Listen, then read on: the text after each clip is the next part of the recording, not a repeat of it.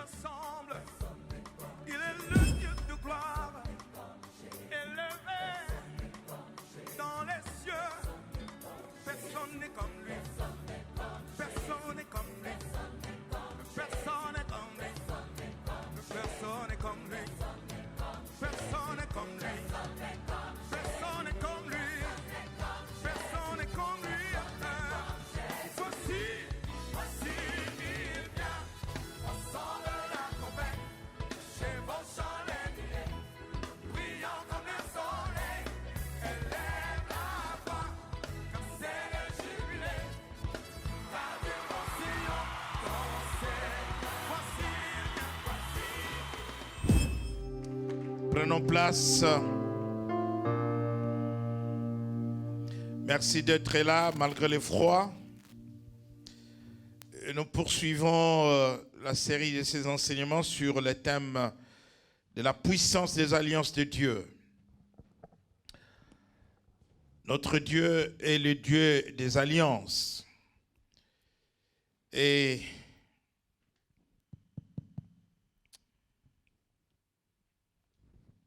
les alliances sont des stratégies. Alors que nous parlons de la destinée cette année, des stratégies que Dieu utilise pour accomplir des grandes promesses dans nos vies. Et sachant que il a formé pour nous des projets de bonheur et non de malheur, des projets de paix. Vous savez que nous avons été créés en Jésus-Christ pour, n'est-ce pas, accomplir les œuvres de Dieu. Nous sommes appelés à faire les œuvres de Dieu.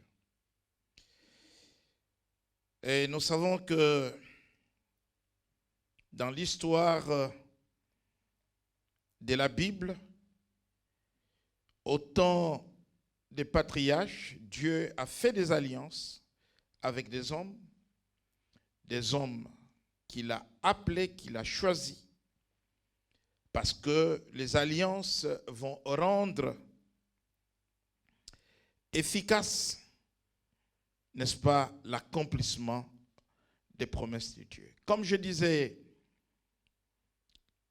la dernière fois, il y a des choses que nous ne pouvons obtenir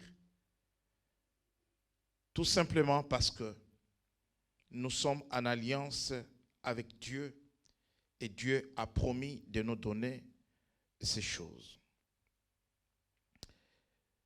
Et dans le livre d'Éphésiens au chapitre 2, verset 10, et donc nous avions utilisé ces versets quand nous avons parlé de la destinée, car nous sommes son ouvrage ayant été créés en Jésus-Christ pour des bonnes œuvres que Dieu a préparées d'avance afin que nous les pratiquions. Dieu nous a créés, Dieu nous a envoyés sur la terre pour un but. Et ce sont des buts prophétiques de Dieu. Et ces buts nous conduiront, n'est-ce pas, à faire de bonnes œuvres. Très souvent, certains chrétiens pensent que nous n'avons pas des comptes à rendre à Dieu quant à notre mission sur la terre. Il est vrai que dans la destinée de tout un chacun, il y a l'éternité, il y a la vie éternelle, il y a l'enlèvement. Mais quand nous lisons dans les livres de 1 Corinthiens chapitre 3, versets 13 à 15, là, nous allons nous rendre compte que nous devons passer devant le tribunal de Christ, n'est-ce pas, pour faire rapport de ce que nous avons fait, des grâces, des dons, de ce que Dieu nous a donné sur la terre. 1 Corinthiens chapitre 3, verset 13 à 15. Et donc nous recevrons des récompenses ou des couronnes au ciel. Mais ces couronnes, c'est par rapport à ce que nous aurons accompli sur la terre. Donc la vie terrestre n'est pas une vie charnelle ou une vie mondaine. Nous avons une vocation céleste, mais nous avons aussi une vocation terrestre. Parce que la rédemption, c'est l'unisson des cieux et de la terre. Avant le péché, la terre était un royaume, un paradis où Dieu visitait l'homme qu'il avait placé dans les jardins. Et la rédemption nous a rendu cette gouvernance de la terre parce que nous avons été créés au terme de Genèse pour dominer sur la terre. Donc notre destinée commence sur la terre et elle nous conduira au ciel. Et c'est pour cela que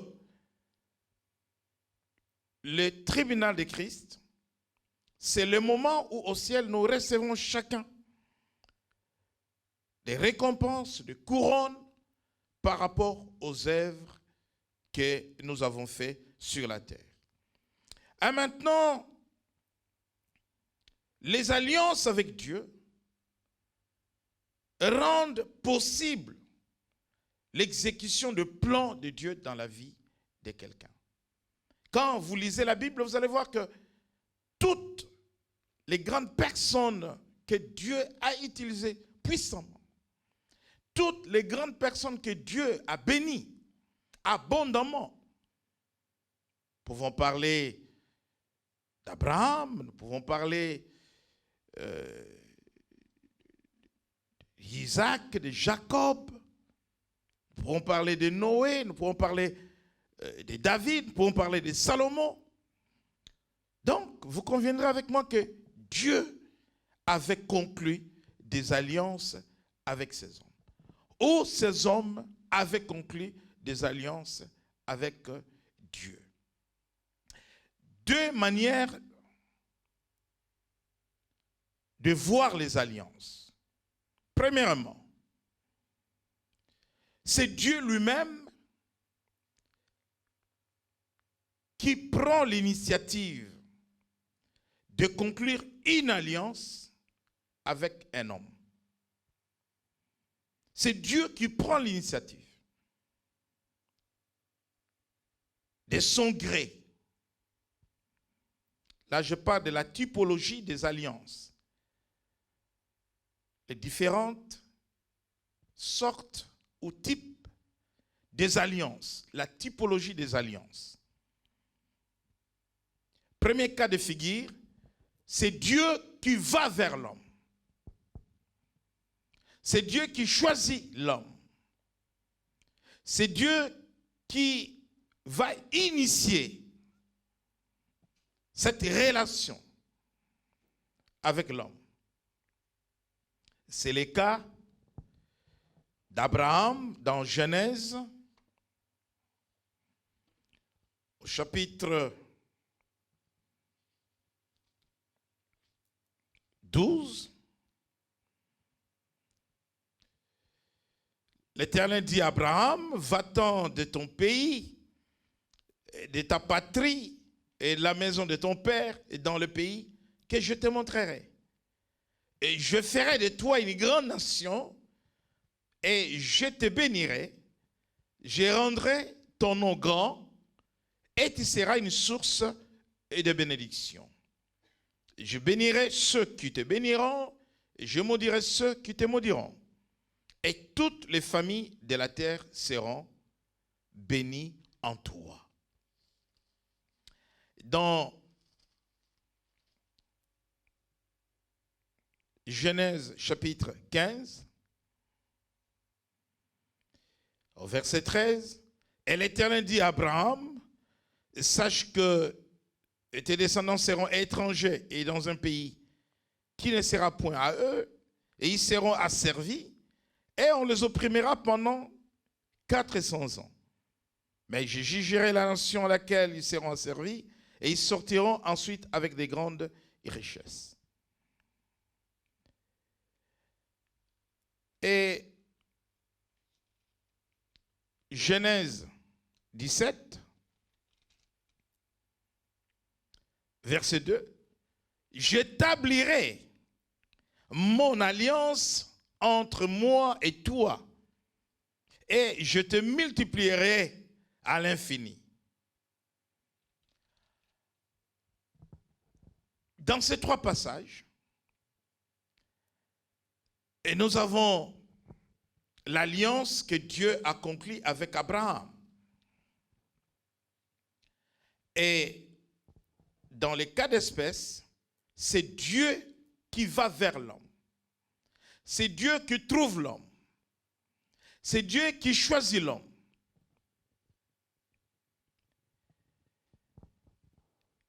Dieu décide. Dieu prend l'initiative. Et il choisit qui il a trouvé. Abraham est appelé par Dieu. Et Dieu dit, j'établis une alliance avec toi.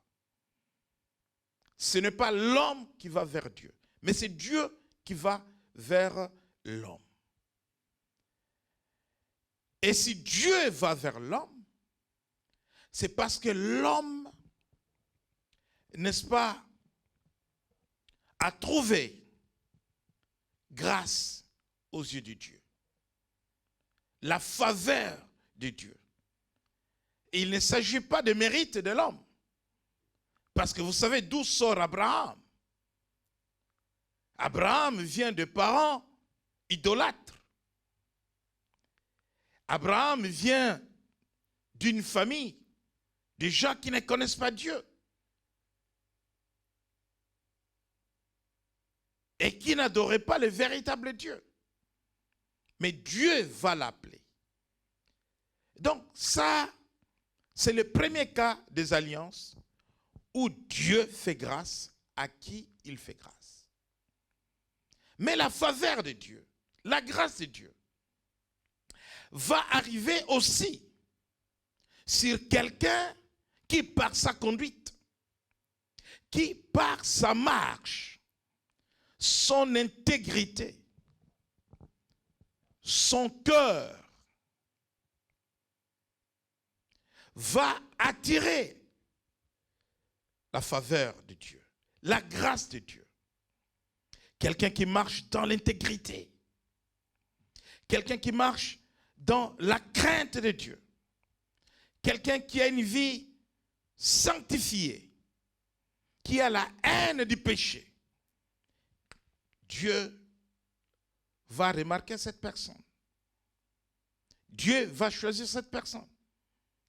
Dieu va faire de cette personne son serviteur. Dieu va faire de cette personne un grand homme d'affaires, un homme riche, un homme important dans la société. Il est choisi. Il fait alliance avec lui. Il est béni.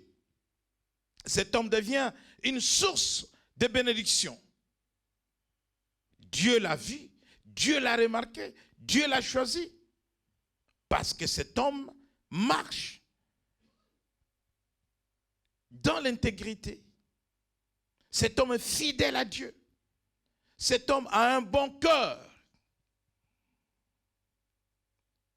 Et Dieu l'a remarqué. Ici, Dieu appelle Abraham.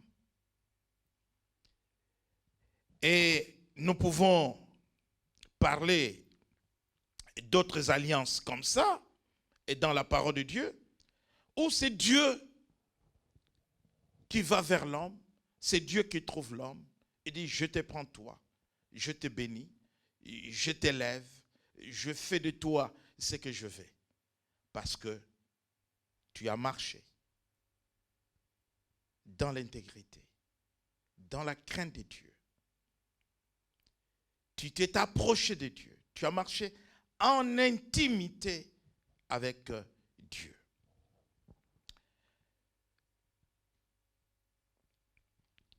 Le deuxième cas, ou deuxième type d'alliance, c'est l'homme qui va chercher Dieu. C'est l'homme qui va chercher Dieu.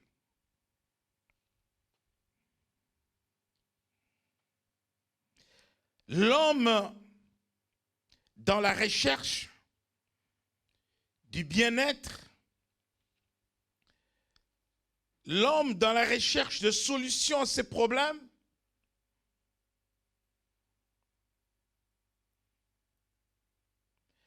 va dire, je vois ma destinée s'éloigner. Je vois que je suis en train d'échouer dans toutes mes voies. Je pense qu'il n'y a que Dieu dans ma situation qui peut faire quelque chose, qui peut agir. Et alors, je vais m'appuyer sur Dieu. Je vais avoir Dieu comme allié. Parce que lui, il est fort. Parce que lui, il a la puissance. Parce que lui, il a le pouvoir d'agir.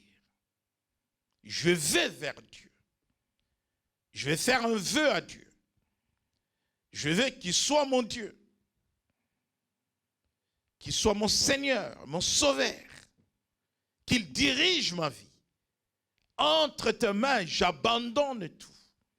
Entre tes mains, j'abandonne. Voilà, l'homme qui s'abandonne. Ma vie dépendra de Dieu. Je ferai ce que tu me demanderas de faire. Je serai à l'écoute de ta voix. Là, l'homme va vers Dieu.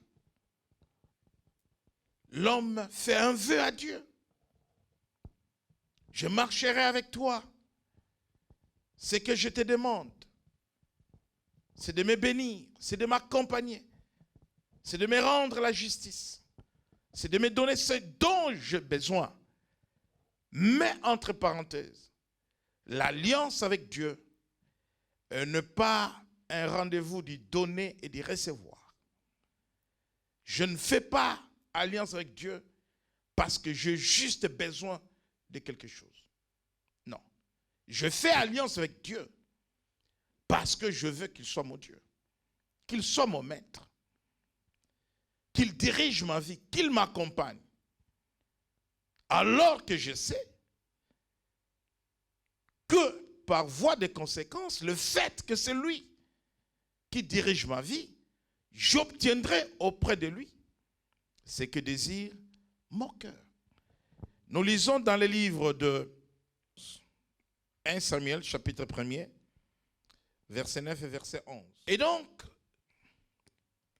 Et dans ces cas de figure, lisez encore 1 Samuel, chapitre 1er toujours, lisez le verset 26 et 27, jusqu'à 28. Et donc là, nous voyons une femme stérile qui ne pouvait pas avoir un enfant par elle-même ou par son mari et même pas par un médecin. Elle va aller vers Dieu. Mais elle ne fait pas une demande aussi simple, une demande ordinaire à Dieu pour dire donne-moi un enfant. Mais elle va faire un vœu à Dieu. Vous voyez, ce n'est pas Dieu qui est allé. Comme dans le cas d'Abraham, c'est Dieu qui appelle Abraham, qui fait alliance avec Abraham. Et là, c'est Anne qui va vers Dieu. Parce qu'elle pense qu'elle ne peut s'appuyer que sur Dieu pour avoir cet enfant. Elle fait un vœu à Dieu. Elle dit à Dieu, si tu me le donnes, cet enfant te servira. Et nous voyons qu'après la naissance de Samuel, elle est retournée dans le temple pour accomplir son vœu. Elle dit, c'est pour cet enfant que j'avais fait alliance avec toi et je viens te le prêter. C'est comme cela que Samuel grandissait auprès du sacrificateur Élie. Parce que Anne devait, n'est-ce pas, respecter les termes de son accord, de son contrat avec Dieu. Et donc, c'est l'homme qui va vers Dieu. Mais n'oubliez pas que le principe essentiel dans toute alliance, dans toute la parole de Dieu, jamais il y a eu une alliance sans sacrifice. Jamais il y a eu une alliance sans sacrifice. Les sacrifices, c'est ce qui attire la puissance de Dieu. Parce que nous parlons de la puissance des alliances de Dieu. Nous parlons de la puissance des alliances de Dieu. Dans les alliances avec Dieu, il y a la puissance. Et la puissance est attirée par les sacrifices. Et donc, si nous avons compris ces deux types d'alliances, premièrement, c'est Dieu qui va vers l'homme. Et deuxièmement, c'est l'homme qui va vers Dieu. Mais j'insiste sur le fait que faire une alliance avec Dieu, ce n'est pas du donnant-donnant. Mais c'est s'appuyer. C'est dans la durée. Sa conduite, sa direction, sa destinée, s'appuyer sur Dieu. Nous voyons que dans les alliances, il y a des niveaux. Je peux parler par exemple de deux cas pour comprendre les différents niveaux des alliances. Il y a des gens qui vont s'approcher de Dieu par devoir.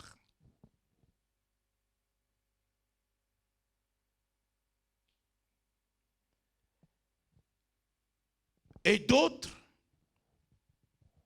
qui vont s'approcher de Dieu par amour.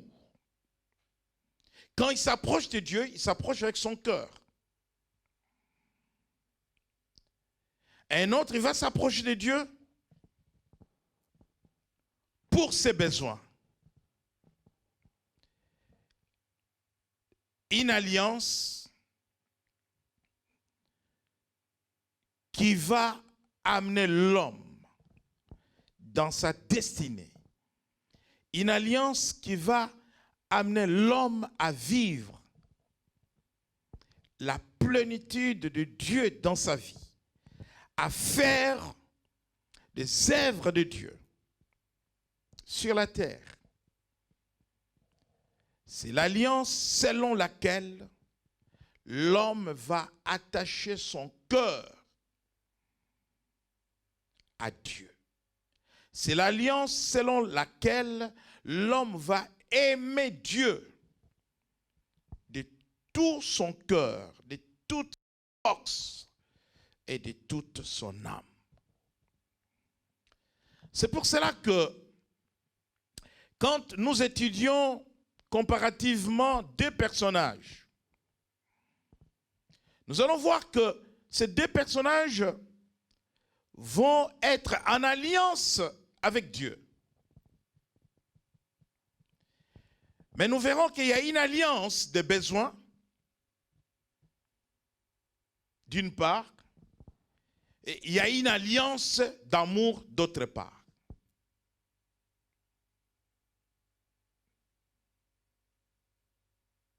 Et cela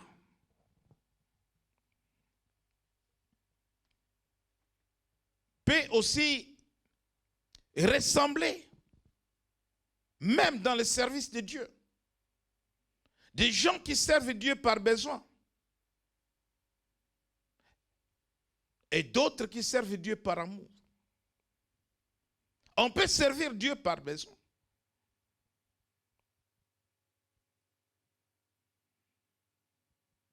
Quelqu'un peut travailler dans l'église comme un fonctionnaire. Et quelqu'un d'autre va travailler dans l'église parce qu'il aime Dieu. Il est attaché à Dieu. Son cœur est attaché à Dieu. Ces deux personnages, il s'agit de Salomon et David. Quand nous lisons dans 2 Chroniques au chapitre 1er, Salomon va répondre à une demande de Dieu. Et je vous ai dit qu'il n'y a pas d'alliance sans sacrifice. Dieu va faire alliance avec Salomon. Et il y a l'alliance de prospérité que Dieu fait avec Salomon. Vous savez que jusqu'à aujourd'hui, quand on évalue les richesses qu'avait Salomon, jusqu'à aujourd'hui, sur la terre, personne n'a possédé les richesses que possédait Salomon. Lorsque on nous dit dans l'histoire de la Bible que la reine de Saba est partie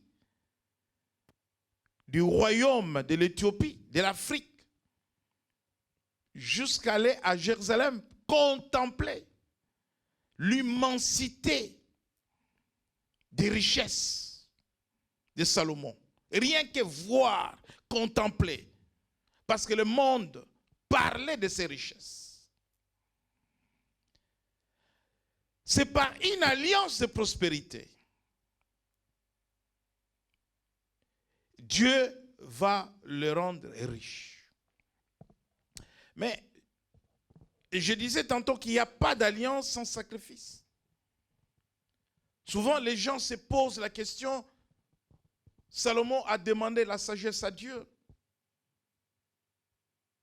Et Dieu lui a donné au-delà de la sagesse les biens, l'argent, l'or et tout.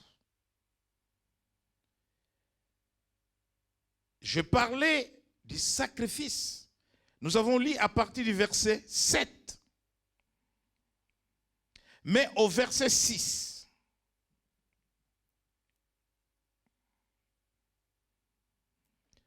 et nous pouvons même remonter au verset 5. Là se trouvait aussi devant le tabernacle de l'Éternel l'autel d'airain qu'avait fait Bethsali, fils d'Iri, fils de Hur. Ça, c'est au temps de Moïse que cet autel avait été fait. Et nous sommes à l'époque de Salomon. Salomon et l'assemblée cherchèrent l'Éternel.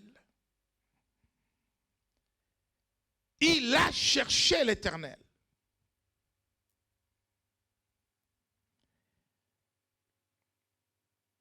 Et se fit là sur l'autel d'airain, qui était devant la tente d'assignation que Salomon offrit à l'Éternel. 1000 holocaustes. Amen. Cette alliance-là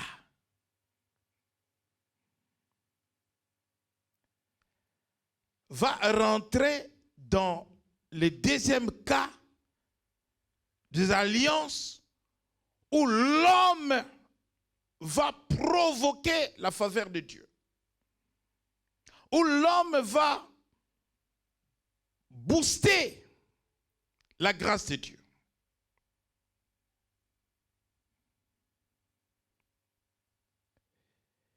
C'est vrai qu'il y a eu une alliance entre Dieu et David, le père de Salomon.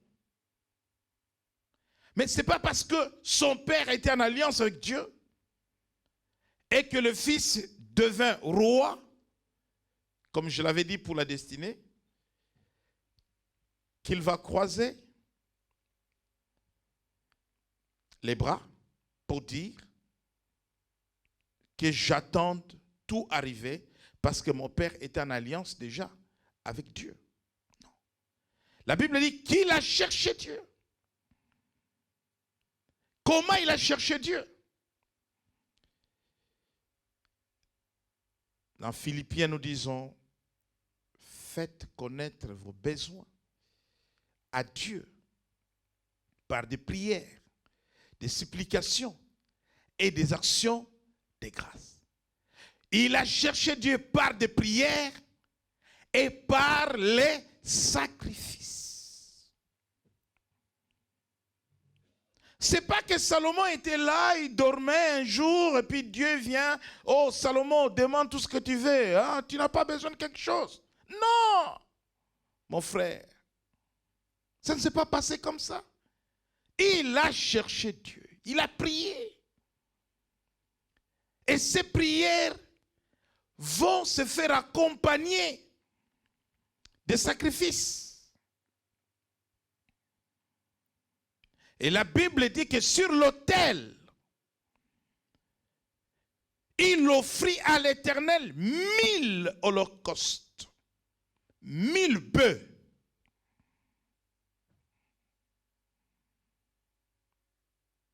Mille. 1, 2, 3, 4, 5, 6, 7, 8, 9, 10, 11, 12, 13, 14, 15, 16, 17, 18, 19, 20, 21. Est-ce qu'on peut aller jusqu'à 1000?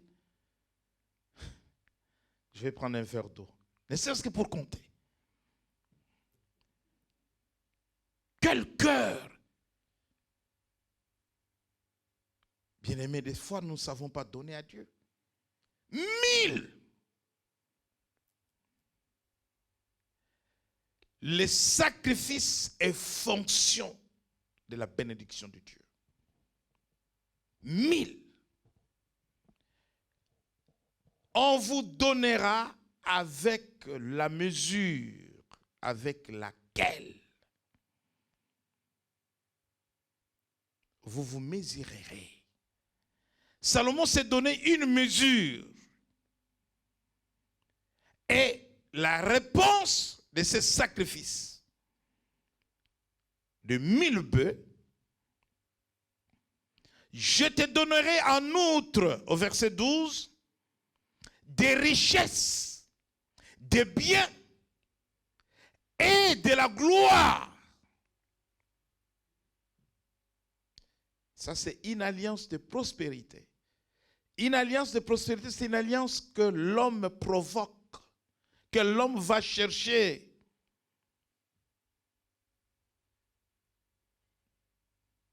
Ne pense pas que tu es là, tu dors. Non, réveille-toi. Bon, tu deviens riche. Non. Ça se cherche. Au moyen des sacrifices. Donc là, vous avez un homme qui va booster la faveur de Dieu. C'est le cas de Salomon. Mais, malgré cette alliance, malgré la gloire, malgré les richesses, le cœur de Salomon, contrairement à son père, n'est pas attaché à Dieu. Et donc, il va se laisser emporter par des femmes, des concubines, des maîtresses, des femmes étrangères. Mais à cause de David, parce que Dieu est fidèle à son alliance, à cause de David, il ne porte pas la main sur Salomon. Il laisse Salomon jusqu'à sa mort. Et vous pourrez lire dans Ecclésiaste au chapitre 12, versets 13 à 14. Lisez à la maison parce qu'on n'a pas le temps. Là, à la fin de sa vie, Salomon va se prononcer sur la crainte de Dieu à la fin de sa vie. Par contre, David, son alliance avec Dieu est marquée par l'amour qu'il avait de Dieu. C'est l'homme, Dieu dit l'homme, j'ai trouvé l'homme selon mon cœur. Selon mon cœur. Actes des apôtres, chapitre 13.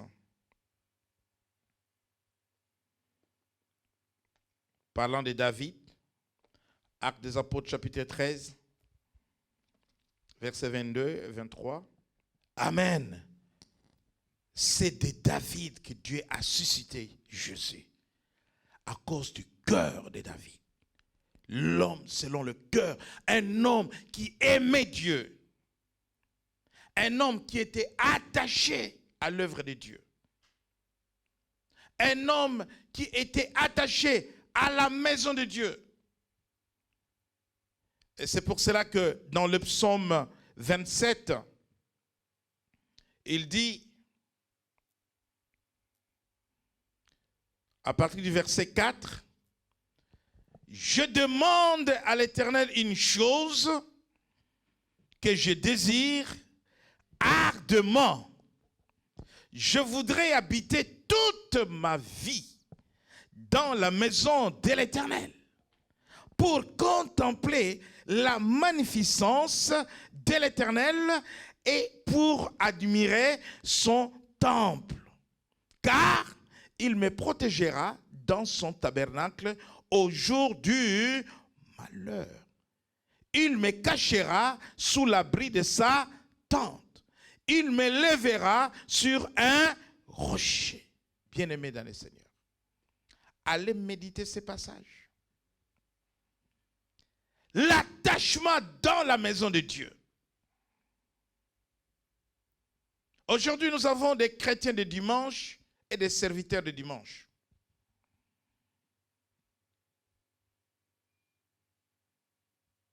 Des diacres de dimanche, des anciens de dimanche, des pasteurs de dimanche, des apôtres de dimanche.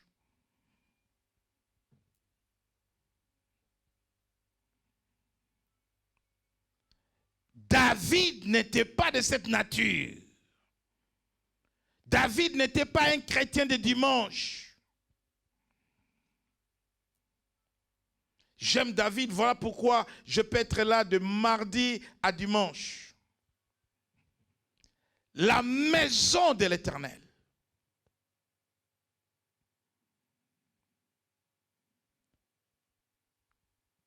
Habiter la maison de l'Éternel. L'attachement. Je contemple. Il dit, je voudrais habiter toute ma vie. C'est-à-dire toute ma vie. Pas tous les dimanches, toute ma vie. Oh, c'est profond.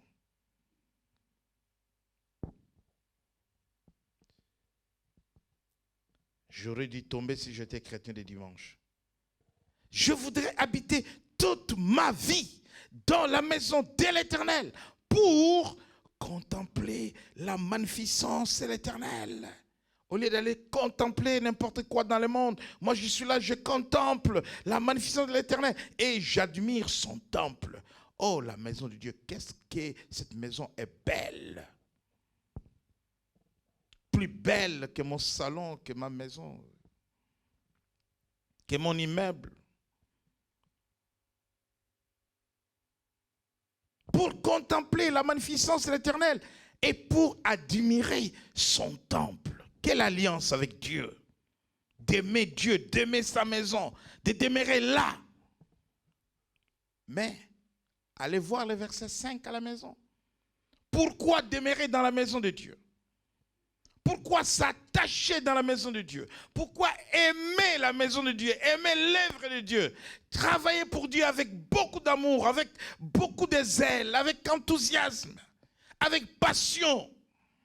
Vous savez, aujourd'hui, les gens n'ont pas la passion pour l'Église. Les gens n'ont pas le cœur pour Dieu. Les gens n'ont pas le cœur pour l'œuvre de Dieu. Quand je parle des gens, je parle des chrétiens, je parle des serviteurs de Dieu, des servants de Dieu, des apôtres, des bishops dans le monde, des prophètes. Les gens n'ont pas le cœur de David.